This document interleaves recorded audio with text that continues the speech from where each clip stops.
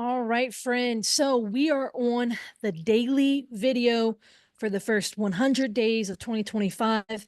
I'm actually in Mississippi at a like Airbnb cabin for the weekend with my loved one and our dogs. And so I just got in from being outside with the fire and all the good stuff. So I wanted to come in here and give you my thought for the day. If you aren't paying attention, we're doing one video a day for the first 100 days of 2025. And the goal here is for it to be inspirational, practical, tactical for you. So, a lot of you guys know I am a creative real estate investor, which means give me the messy stuff and I'm trying to find a solution, right? If stuff is easy peasy, I get bored, right? I remember I stopped flipping houses. I think my last major rehab was 2019. Now I still do rehabs. Like I have 2 or 3 rehabs going on right now. Like that's different. I'm not doing the major rehabs. Why? Because I was getting bored. Because my skills are, dealing with title issues, dealing with financing issues, dealing with, ownership issues, um, you know, all those various things, right? So I like it when stuff's complicated. But one of the biggest journeys over my life as an investor, my career as an investor has been, should I have a buy box?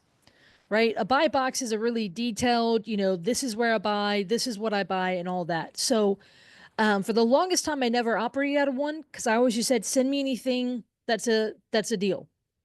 That wasn't really cutting it. Then after a while, I eventually then said, hey, send me anything, if the seller has a problem. Great. Um, but that's not always easy. Like that's whenever the message is not clear, it leaves it up for definition for the other party. And so over the last probably since 2022, something like that, I really started getting very clear my message with folks. And yes, I do have a buy box. But at the same time, a lot of folks a lot of folks still bring stuff to me that may not fit this buy box. I'm going to show you my buy box here in a few. Again, if you're only listening, this is going to be a good one that if you want to see it, this would be a good one to go on YouTube and watch it. Or I believe I do have video going out over Spotify and stuff like that. So it may be helpful.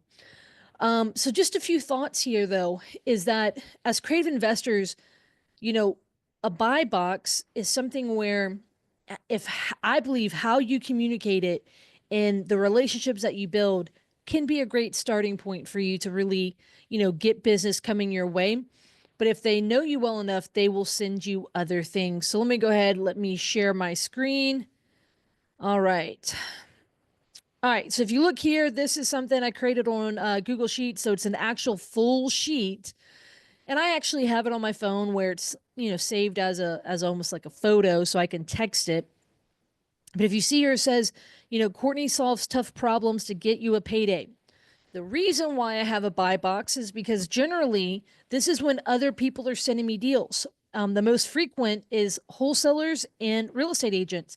For me, this is most frequently real estate agents. I buy way more from real estate agents than I actually buy from wholesalers. So, first of all, I start off by sharing the region that I work. So I work in Southeast Louisiana and South Mississippi. And in Louisiana, we have parishes, so I outline all the parishes. Mississippi, we have counties, I outline all of them. Fun fact, I'm in Mississippi right now in one of these counties here at this cabin. Asset types I prefer. And so, for example, single family under 450,000 ARV. The reason this is important is, well, look, on my drive here, I got someone who called me where a property where the ARV was like 800,000 for a single family that's going to foreclosure this Thursday. Now, the reason that agent sent me this is because the bottom part where, so I say in the top, the regions I'm working in the middle is the asset types I prefer. Down at the bottom says, most importantly, I buy situations. And this is why the agent sent it to me, because this is the biggest part I emphasize with anyone. Like, look, if it doesn't have this, I'm not interested. For example, if it's a single family under 450,000, but it's in one of the, those areas, but it does not have one of these situations or something similar, I'm not interested. That's why this is really important for the communication to be, what do you emphasize? For me, I'm not looking, I'm not just looking for stuff that fits, these locations and these asset types, but I'm really looking, I buy situations. And then at the bottom, I have my contact information. If you see underneath here, I've got, hey, need an offer in your listing. The fastest way is to fill out, and I've got this form. I'm here to help. And then put, stuff like 10 years stopping of experience stopping foreclosures. When I go and share at brokerages, or when I'm at, if I'm really going to be somewhere where a lot of people don't know me, or I'm with a lot of agents or with a lot of wholesalers, sometimes I'll print this up and I'll hand it out to just about everyone in the room.